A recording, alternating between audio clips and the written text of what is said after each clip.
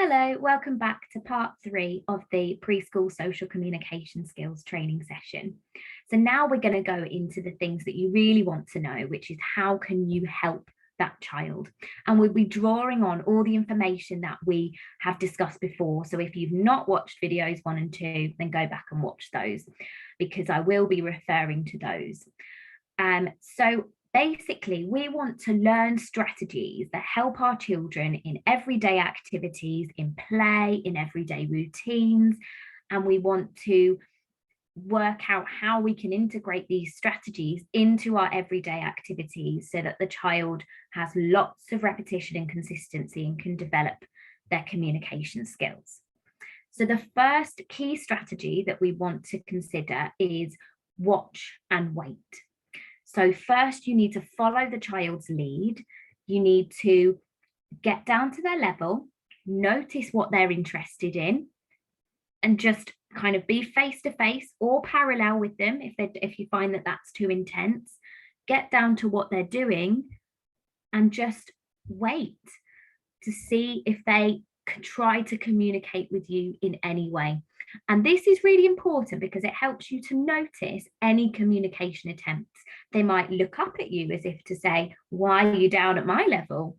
They might tap you on the hand to get you to do something. They will communicate. They might not always, but they may start to communicate with you in certain ways. What they might do is to communicate with you to tell you to go away, which is fine. They might kind of make a noise, move themselves away, or kind of move their stuff away or push you a little bit. And that's okay because, like we discussed before, that's their way of communicating.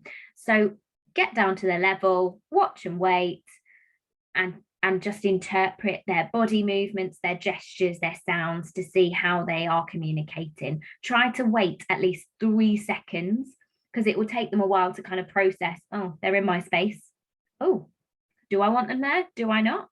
Do I want their help? And then you can start a two-way interaction based on their initiating with you. So that's a really good way of doing it.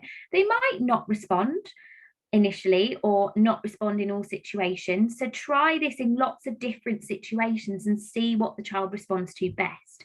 What I tend to find, if I get down to a child's level and try to watch and wait in a situation where they're very, very, very motivated by the activity, they often don't even notice my presence. So, but I would still try that and still try and watch and wait, but then you might want to try some of these next few strategies to get them to kind of notice you a little bit more. So that's when we move on to imitate. So you get down to their level, you watch, you wait. They don't really engage with you in any way or communicate with you. So then you start to imitate what they're doing. So if they're picking up sand and dropping it like this, you then pick up sand and drop it.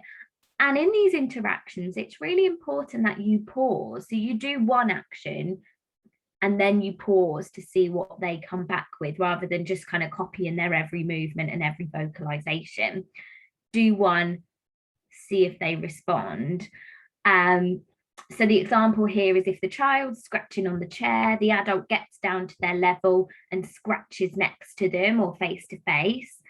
The child then scratches again, and then the adult scratches. And what you can see here is we've got a two-way interaction going where the child does one thing, the adult copies, the child does another thing, the adult copies, and you're starting to get that two-way interaction. And the aim for that is for the child to then notice that you are watching them or that you are imitating them in some way.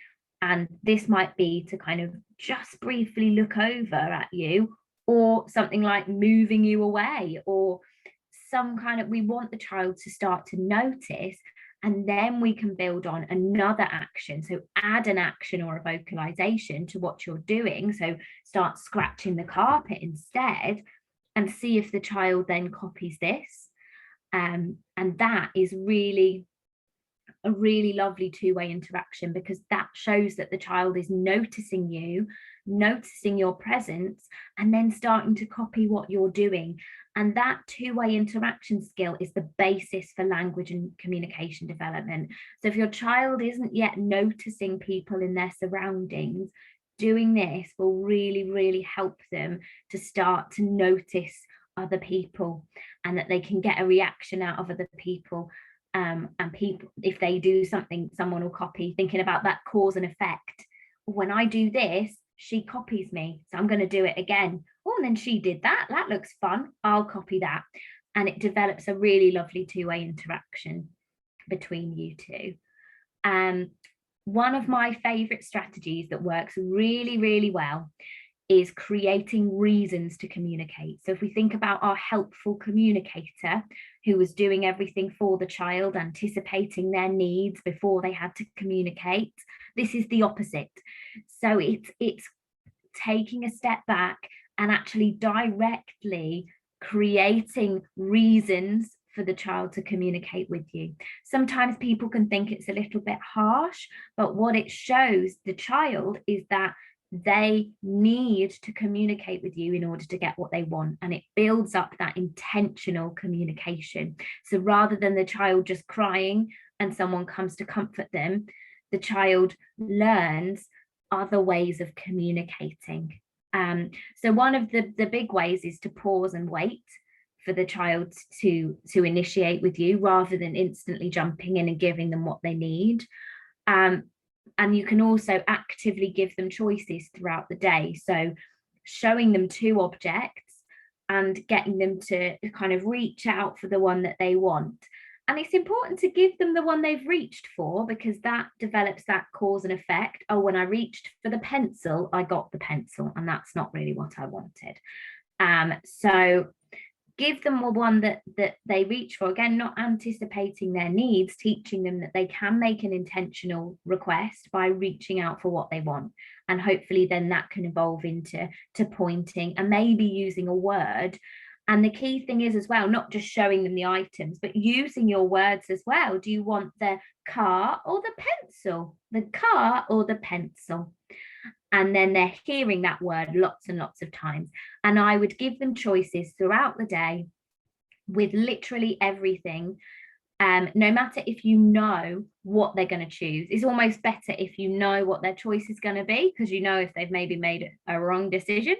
But you can literally do it with everything. So toys, food, clothes, anything, just give them two objects and get them to kind of reach out for the one that they want. They might not really initially understand what they're trying to do, so you could try and guide their hand to make a choice if they'll tolerate it.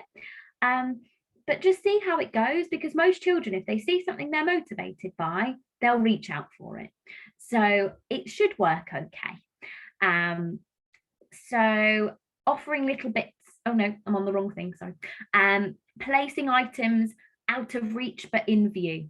So you can, sometimes people say about putting things up high in view. I worry about this one because the children can climb, and if you put something in a Tupperware box at their favorite thing, the next thing you know, they're up on the fridge trying to get it. So you can try it, but obviously keep an eye on the child. But another way of doing this is to have it down at their level in a box they can't open. So it's in view but out of reach. So they've got a box of their favorite toys, and you put it in front of them and you take a step back and see what they do. And they'll probably get a bit frustrated initially and try to open it in some way. That's them communicating that they want that toy. So we can help them to intentionally communicate by modeling that we can help them. So help, and saying that word lots and lots, and then opening it up for them. And then you can stick the lid back on, close it again, give it to them, and repeat that interaction a couple of times until they learn that they can actually come to you for help in this situation. And it's not going to automatically generalize to every situation, but you by actively creating those opportunities through play, you're starting to build up that skill for them that you can then help them generalize to other situations. So if they get frustrated when they need help with something like opening something, you can say help and model that. And I'd repeat the word lots of times so they're hearing it and pairing it with your action of you're helping them. And so yeah, so placing items in view but out of reach. Sometimes I'll do this with like bubbles and things like, so that things that they can't yet open themselves, but they know that they want, and they know what they mean. So you screw the lid on tight, you give them the bubbles, and then they'll kind of want it but not know how to get it. And then you model help and then blow the bubbles for them. Or open is another way. And it's important for you not to kind of wait for them to actually say help or more or open, because they won't do that initially. So rather than saying, do you want more, or say help, and then not helping them, you want to actually say the word while you're doing it and while you're offering that help, because they'll develop that association. The worst thing to do is for you to not give the child what they want when they've clearly shown you that they want it, because they've not said the word, because then they won't develop communication. They'll just get frustrated and upset. So when they show you that they want something, you just map that language on to help them understand what you're doing. But it really gets them to show you in some way. And if they never move on to that stage of words, that's absolutely fine, because at least you're then teaching them that they have to communicate with you in some way. But I would go lower to start off with. So start off with the child's attempt at just being a look at you. If they're not intentionally communicating at all at the moment, if they just look over at you to show an interest, then I would model help or more, so that they start to develop that association, and then you can build it up so you maybe expect more of them. But if they then start to get upset, don't push them too much. So you might start off with just expecting a little brief turn of the head, and then build up to them actually reaching out for it, or building up all the way to using the word. But I wouldn't put too much pressure on them. Just work with what they're already doing with you and map language onto that, because it's really helpful and really functional and motivating for them. Using people toys are very, very motivating. So by people toys, it's things where you need a person to help you or to engage in that activity with you in order to play. So that's really important, because it means that us as adults can take control of that activity in some way in order for them to request more. So things like the bubbles, like I said, they'll need an adult probably to help them open it and blow it. Jack in the boxes, spinning tops, anything where they've not got that fine motor skills in order to be able to do it themselves, like opening a box. But you would be surprised, because these children can have better fine motor skills than adults sometimes. So try and find things that the child's going to need some help to do. And then just model that interaction and wait for them to ask for help. It says here, obviously we're not expecting them to say help if they can't do it, but it really helps them to ask for help in that routine or that game, if you're creating opportunities that they can't automatically just do themselves. Giving items bit by bit is also very, very helpful and quite motivating. So food is always a good place to start. So often we sit down and we give the child the whole plate of snack, then they're done and they walk off. So that in that opportunity, there's no kind of, in that interaction, there's no opportunity then for them to communicate. There's no reason for them to communicate with you. Whereas if you give a little bit of something at a time, they have that repetitive interaction of constantly needing you to ask you for more in order to get more of what they want, and it's motivating for them. So again, you're not expecting them to say more if they're not yet speaking, but just waiting for them to communicate in a way that works for them. So most children will indicate to you when they want something, rather than sitting passively, but creating this opportunity will show the child that they need to communicate with you. And if they are very passive, if they're at that stage where they aren't really noticing, they're not requesting food, if you just gave them an empty plate, they wouldn't do anything. I would sit down close to them and have that food item, the packet of crisps or a bit more apple on a plate, in view but out of reach, so that they have to reach out for it or indicate to you in some way that they want more, and then you can map on that language, more. And you could just start off by showing them that you are the person that's going to give them more, by giving them a little bit first while saying more, and then they'll probably start to turn to you to request that more then, because they'll learn that you've got more and they want more.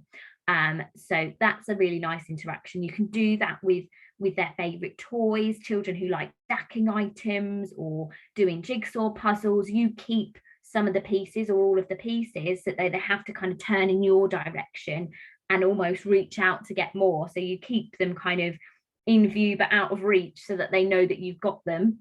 And again, you might just start off by giving them a few more when they finish. So they've stacked up a line of cars, more, to keep them engaged, and then see if they then turn to you to request that more next time.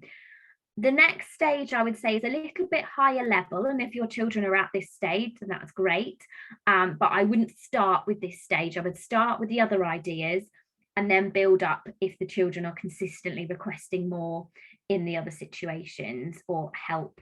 So in this situation, it's like giving them all but one of something, so something's a little bit wrong. So you give them the bubbles but no wand, or you give them a cup but no drink.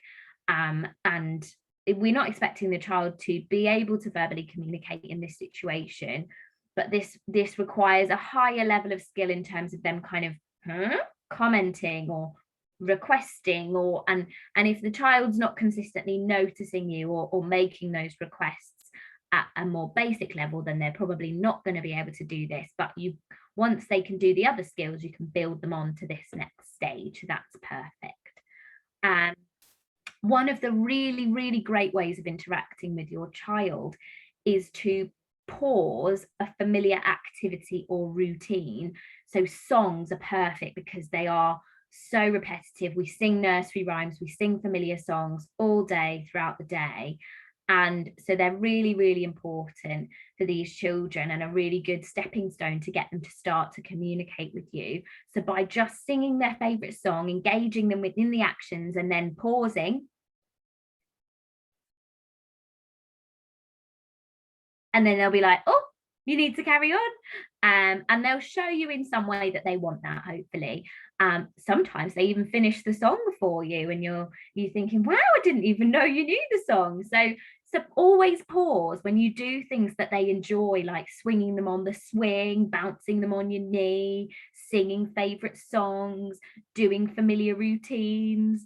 Like you could be about to put their shoe on, and then pause and see what they do, because pausing is so powerful in being like, oh, you need to do that thing that we always do, because children are so routine based. They'll know what happens in their day. If you start to pause that, they might be like, oh, what are you doing? Put my shoe on.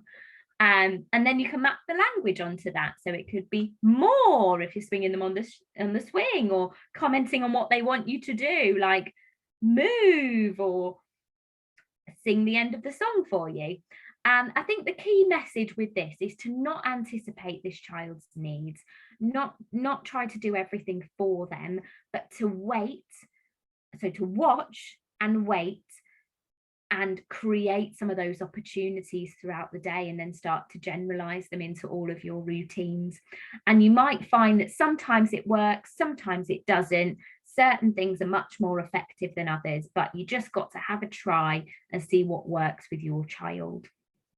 So here are a list of the key routines that are going to happen in your days in your early years setting. So you're always going to have a snack time, probably, maybe have a nap time. You're probably going to sing some songs, have some kind of structured time, and you're going to be getting them dressed or doing some toileting or changing.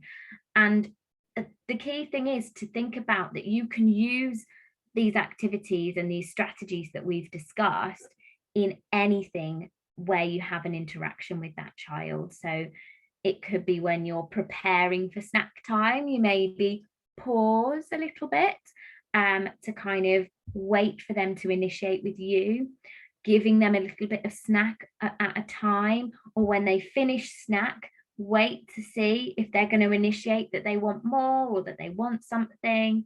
Nap time, you can give them choices when you're kind of taking their clothes off, or kind of getting them ready for bed, or getting them ready to have a nap.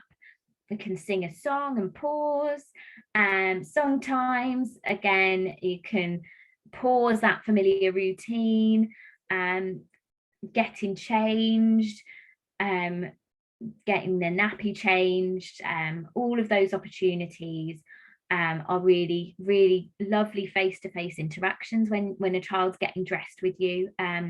Obviously, you're going to have to be relatively hurried because you probably have to do a one in, one out, one in, one out, but you can always play a little game of peekaboo, or kind of give them choices of what they're going to put on, or pause before you put the shoe on, and because they'll know what that routine consists of, so that you can get lots of communication when you're changing a child and when you're engaging in that interaction with them. Bubbles are always great. So it's always a great opportunity to engage in an interaction with a child, because you're blowing the bubbles up around your face, so they'll probably look up at you and engage, and bubbles are always so motivating. And you can use that activity in lots of different ways. You can blow the bubbles and wait to see what the child does with them. Pause before you blow any more bubbles so that they have to request more. And you can also put the lid on really tight and give it to them and see what they do. One of the things that I've not mentioned yet is using anticipation when a child is wanting to communicate with you. Building up that anticipation, which is what we do with the waiting, is really useful. So by saying ready, steady, and then pausing, it gives the child that opportunity to indicate to you they want you to go. So you pause, ready, steady, and then they have to initiate with you in some way that they want you to go. And they might not say go, they might say go, but when they do, they might look up at you, or come in a little bit closer, or move on the swing to say that they want it going, and then you go. And then you do that a couple of times so that they learn that when they tell you, you do it, and they learn that association. So now what I want you to do is just have a think about the child that you are supporting. What do they like to play with? What are their motivators? What do they enjoy?